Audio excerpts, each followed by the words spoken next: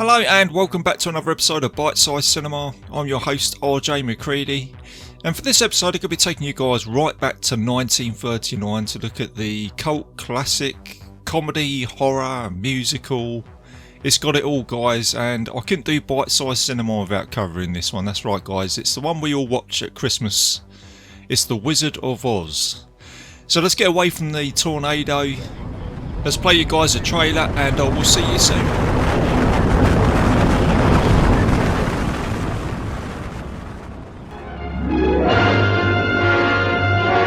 Many, many miles east of nowhere lies the amazing land of Oz, a magnificent empire created in the mind of a man who wrote a great book about it. Like wildfire in the wheat field, the fabulous tale of the Wizard of Oz spread from town to city to nation to the entire world. Although the Wizard of Oz has captivated the children of 4 generations and fired the imaginations of those youthful adults who have never grown old, although 10 million copies of the book have reached eager hands and eager hearts, no one has dared the towering task of giving life and reality to the land of Oz and its people. Every delightful character of L. Frank Baum's classic is now reborn. Every glorious adventure has been recaptured and painted with a rainbow. The celebration in Munchkinland, the flying monkeys, the rescue of Dorothy, the castle of the witch, the palace of Oz, and Dorothy's strange journey to the Emerald City to find the wonderful Wizard of Oz himself. We're off to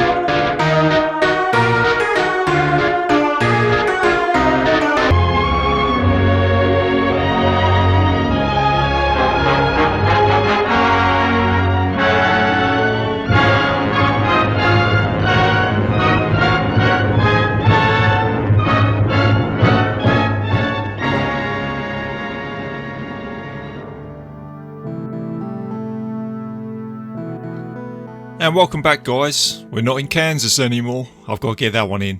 I have to get that one in early.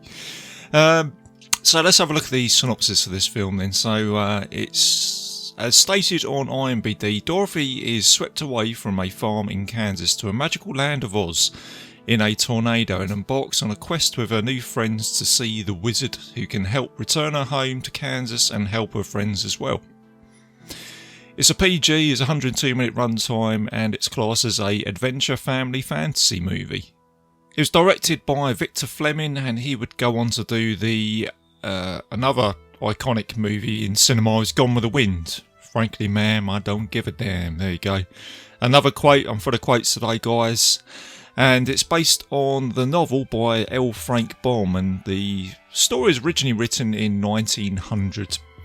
And it sold millions of copies, and this is one of 14 Wizard of Oz novels created by L. Frank Baum, and some of the other novels, just to mention, is The Marvellous Land of Oz and The Emerald City of Oz. And the film spawned a couple of sequels as well, and adaptations, you know, including animated children's TV, movies, stuff like that. A couple of sequels to mention is Return to Oz, which came out in the mid-80s, and a lot of people say that's like a sort of kids horror movie. I see that when I see that posted on Facebook, I see a lot of comments of people saying, "Oh my god, that film really scared me back in the day." It's a film I haven't seen in a long time. And you also had Sam Raimi do the Oz, the Great and the Powerful, which is a great movie as well, which I think is the latest adaptation of this film, which is great.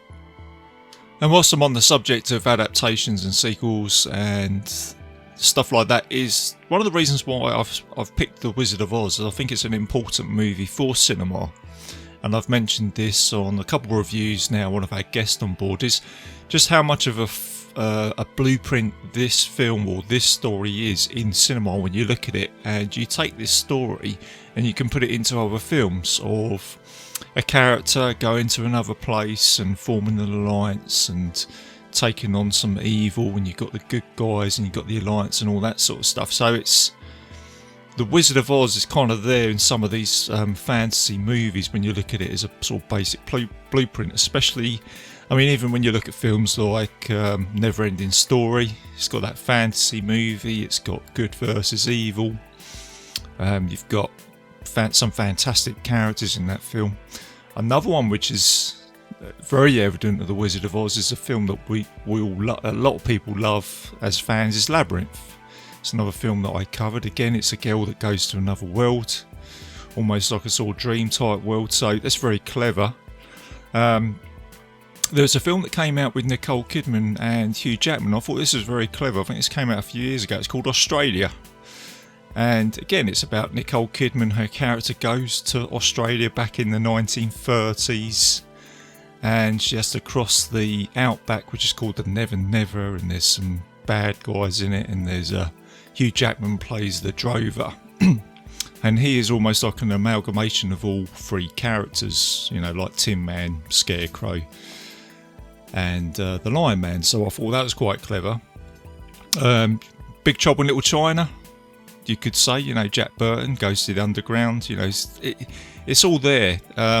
Even Army of Darkness with Ash, you know, again, he gets transported into another world.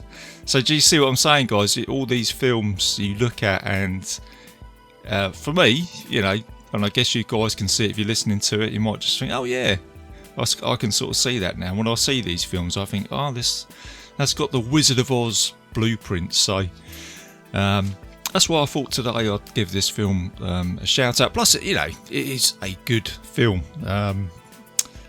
It's just got everything in it, like I say, the fantasy, the adventure, the characters, it moves at a pace, and usually when I speak to people about this film, they usually mention straight away the Wicked Witch, you know, who has this show-stealing performance in it, and she is incredibly creepy as well, do you know what I mean? It's like, it is supposedly a kids' adventure movie, but a lot of people do say this feels like a horror movie in some ways, which I totally agree with.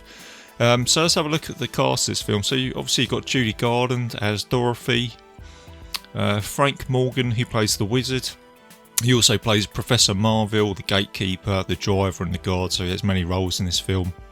Ray Bolger as the Scarecrow, Bert E. Hire, I think that's how you pronounce his name, as the Lion, Jack Haley as Tin Man, and as I mentioned, the Wicked Witch, which is played by Margaret Hamilton. And she obviously plays Mrs. Gulch in this at the beginning of the film as well. And just to mention her, the trivia with Margaret, who plays the witch, is she is completely different to the character that she plays in this film. So even Judy Garland found it difficult to try and dislike her, you know, when she tried to get into the character, because she is apparently a lovely lady. She used to teach kindergarten, she dotes on children. And there's a scene in here where she threatens to, you know, kill the dog or something like that. But she's quite opposite in real life, where she actually protests for animal protection and rights and all that sort of stuff. So she couldn't be any more different. But boy, does she play that role well. You also got the iconic theme tune in this, which is the Over the Rainbow song, which was produced by Harold Arman, who is an American composer. And he also did the other songs in here, such as, you know, Ding Dong, The Witch is Dead. You know, there's just so many things in this movie to talk about, you know, whether it's to do with the music, the effects, the munchkins, all that sort of stuff. And the other thing is to say that it's very clever where they've used Technicolor in this movie, and I think it's the first time that they've used Technicolor. So to sort of enhance the experience of going from one world to the other. So at the start of the movie, it's in black and white, And then when Dorothy gets to Oz, it goes into colour. So again, it's just got that reference of jumping in from one world to the other, which I think is very clever. So let's have a look at some trivia here, guys. So originally, Dorothy was going to have a blonde wig with heavy makeup, but the director, apparently the movie switched directors halfway through or something like that, and the new director turned up and said to Judy Garland, take that wig off, take all that makeup off, and just be yourself. And I think it just that works. You know what I mean? She's great as a character in this, and I couldn't really imagine the blonde wig or anything like that. But I guess it's just what you couldn't imagine. If you did see it originally, you probably wouldn't notice. It didn't get released on VHS until 1980. It was released by MGM for $2 million, and it made a $26 million return. And the actress Margaret, who plays the witch, she actually suffered from third-degree burns from a smoke scene. I think there's a scene at the beginning when she's, goes to the Munchkin village and she goes into smoke. Apparently, the smoke caught her makeup alight and she got some burns out of that. And talking about the witch and the menace and all that, apparently there were some scenes that actually had to be cut and trimmed in this film because they were just too scary. So if you think you're scared already, there was more stuff to scare us, which would be interesting to see actually. There could be another edit on this film. So there you go, guys. There's a bit about the movie, there's a production and how it all came about and stuff like that, and becoming a hugely successful movie. So let's have a look at a bite-sized review of this film. So the movie starts in black and white, and you're introduced to our main character, or protagonist you could say, Dorothy, who lives with her dog Toto on a farm in Kansas, belonging to her aunts Em and Uncle Henry. And one day Toto bites a neighbour, and this is our antagonist, I suppose you could say, Mrs. Gulch, and she's really horrible. She plays all like a wicked character riding around on her bike, and she goes to the sheriff and she makes a complaint and she wants to have the dog put down, and this displeases Dorothy, which results in her running away from home to try and get away from her before Mrs. Gulch can get to Toto. And you're also introduced to some other characters here, some farm hands who eventually become, very cleverly, our heroes in this movie, which go to play Tin Man, Scarecrow and the Lion Man when you actually get to Oz, so that's quite clever. So when Dorothy runs away, she comes across Professor Marvel, and he's a fortune teller, he's a kind man, and he looks into the crystal ball and he tells Dorothy that her Aunt Em is missing her and she's upset and she's dying of a broken heart. So Dorothy returns home, and when she's going back home, there's a storm, there's a tornado that turns up. And Aunt Em and the farmhands and everybody go into shelter, and Dorothy gets home, she's trying to get away from the tornado. She doesn't know where everybody is, so she goes into the house and she locks herself in. This is where the adventure starts.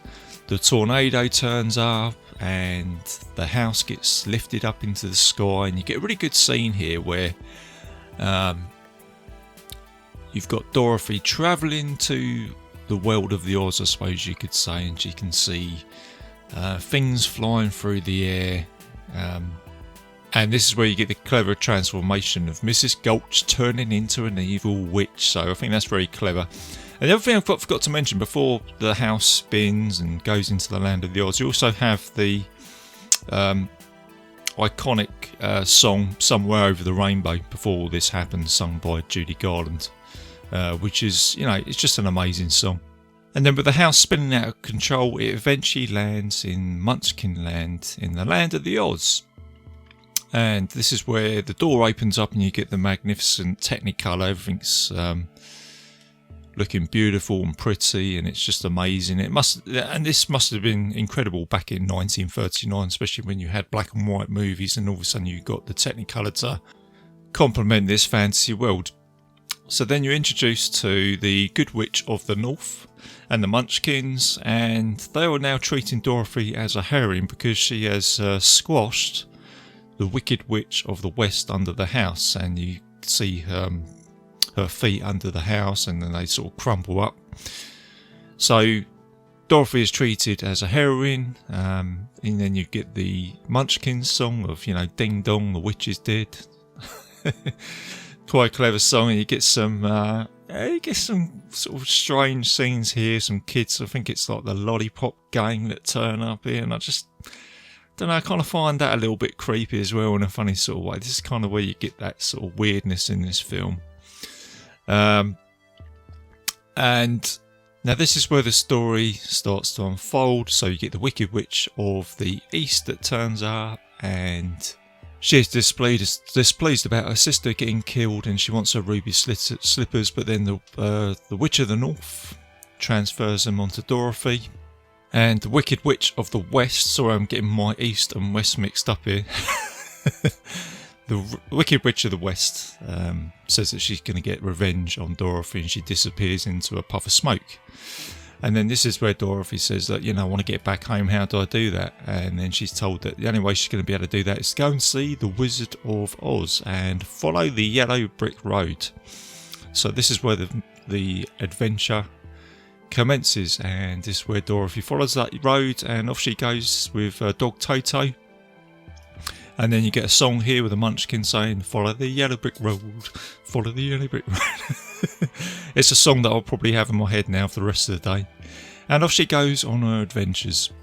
And along the way she meets some companions who are going to help her get to the Emerald City, and you meet the Scarecrow who wants a brain, Tin Man who desires to have a heart, and the Cowardly Lion who needs some courage. And each time she meets these characters, it's very clever how they use the same song with some different lyrics. So you kind of got that. You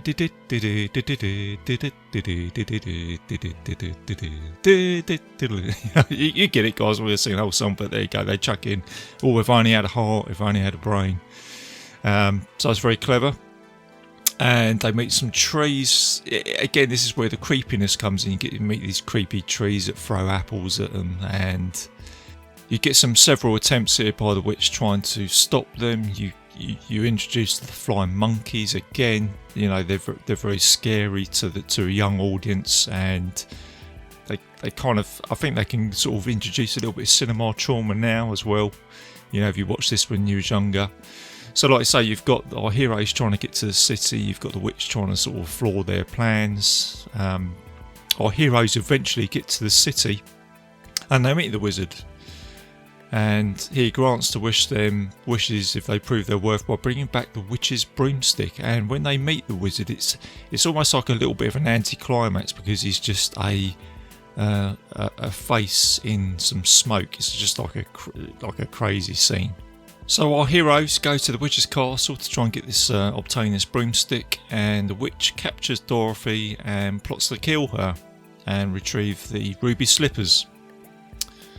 So then our remaining heroes, Tin Man, Scarecrow and Lion Man, they ambush some guards, they don some uniforms, they infiltrate the castle. It's quite clever now, it's where it becomes like a rescue movie. And they manage to find Dorothy, they free her. This is where the witch turns up and she tries to catch Scarecrow on fire. And then this is where Dorothy gets a bucket of water and chucks it onto the Scarecrow. It splashes the witch and she starts to dissolve. So then Dorothy figures that if she chucks a whole bucket of water over her, that might do something, and she does. And then this is where you get the witch who just dissolves and sort of and all this sort of stuff, and she melts.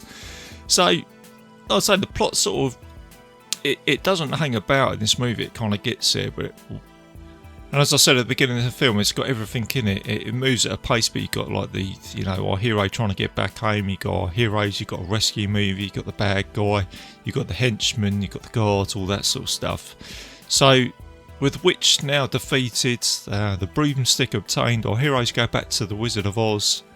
And again, you get this funny scene here because he is basically acting like a fraud here. He's working the machine to try and make himself all look powerful, and this is where I think it's either the wizard or Tin Man. They unfold the curtain just to find the wizard working all these mechanics, and he's kind of going oh like this, and he says, what are you doing behind there? And then he comes out and he just says, well, I'm actually a traveller that has actually been whisked to this land by a tornado. So almost like it goes back to the beginning of this film where Dorothy meets Captain Marvel. He is like the wizard who's also come to this faraway land. And he says that he'd be able to take her back home in a hot air balloon. So now you get the end scene here where Dorothy says, she's going to return back home. And you get that classic scene now where she comes out and says, I'm going to miss you most of all, Scarecrow. She's, because she's gelled with these characters. But then before she can get in the hot air balloon, the wizard, he attaches it too soon and he flies off into the sky, and then Dorothy thinks, that's it, I'm stuck in Oz now. But then this is where you get the Witch of the North. She turns up and she helps out and she says, it's okay, I can get you back home, and all you need to do is like tap your ruby slippers together, close your eyes and just say, there's no place like home, there's no place like home. And this is where Dorothy returns home, and you get that clever scene now where it goes back into being a black and white movie. She goes back to Kansas and she wakes up in bed and it's all just a dream. Not a bad dream, I wouldn't say it's a bad dream, it's actually quite a good dream actually. And she wakes up and surrounded by the bed is the work hands who, she says to him, oh, you was the Scarecrow, you was the Tin Man. And then Dorothy comes out and says, it's good to be home. And she just comes out the last lines, there's no place like home. And then that's where the film ends. And there you go, guys. That is The Wizard of Oz. So there you go, guys. That's my bite-sized review of The Wizard of Oz. I no doubt that, whoever's listening to this show has seen this movie. I'll be surprised if nobody hasn't seen this film. But I think my main point to doing this show as a movie review is that I believe that this is one of the important films of cinema when it comes to fantasy movies. When you look at it where it's made in 1939, I think it really did springboard into the fantasy world, and I think it's right in saying it is a blueprint to films of today. Again, I think I said this in my last episode with Dan Bone when we reviewed The Lost Boys. That's got the same sort of format as in that is a horror film that's taken from the story of Peter Pan, where you've got the never, never grow old, never die, fly, all that sort of stuff. But then they've turned it into like a sort of vampire theme. And as I mentioned with Ash and The Evil Dead, where he gets transported into another world, it's got the same sort of themes. And just to mention that, I think Sam Raimi is a big fan of this movie. It must be because he did Oz the Great and the Powerful.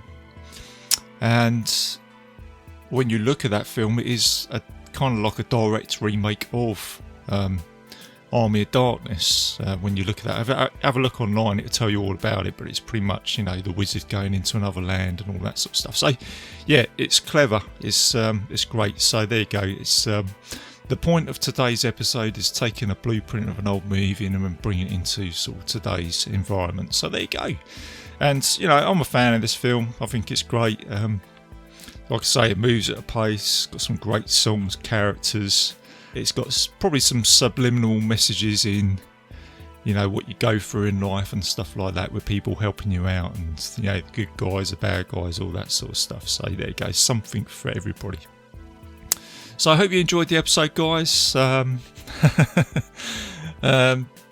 will be back soon for, I've got a great episode lined up here. It's a film which I knew I'd be doing eventually. I've got Peter Abbott, one of the biggest Thing fans of all time, and me and him are going to be reviewing The Thing from 1982 and talking about all the greatness of that film. So looking forward to that. And I've also got Dan returning to the show. We're going to be doing The Goonies next, so looking forward to doing that. And just a general busy schedule really. I've got some great movies lined up here. I've also got The Princess Bride, as I mentioned before. I've got Kate Pollock, one of the listeners, coming onto the show for that, and that's going to be another show that me and Dan are going to be putting together. And as a solo episode, I'm going to be doing a Disney movie called Blackbeard's Ghost. So I thought I'd give that film a shout out because it's a film I don't really get heard mentioned a lot. So it's a fun movie. from Disney. It's one I grew up with, so I thought I'd give that one a shout out. Bitesize review. So look out for that. So there you go, guys. I'm going to close the show. Like I say, I hope you enjoyed the episode. As always, I'm a proud member of the Legion Podcast Network, so please go and check out all the other shows on there. I'll play a promo at the end of this show.